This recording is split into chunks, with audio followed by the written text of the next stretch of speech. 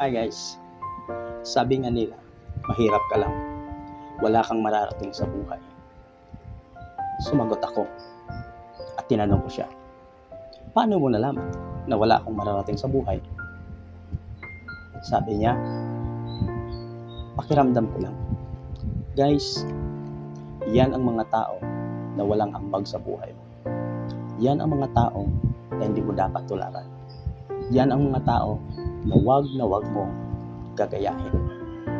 You know what guys? May mga tao talaga na imbes na hatakin ka pataas, hinahatak ka nila pababa. Yan ang mga tao na walang ambag sa buhay mo.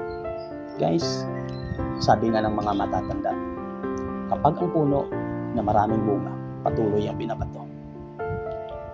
Ika nga, alam mo guys, yung mga bato na ginagamit nila para batuin ka at hilain ka pababa,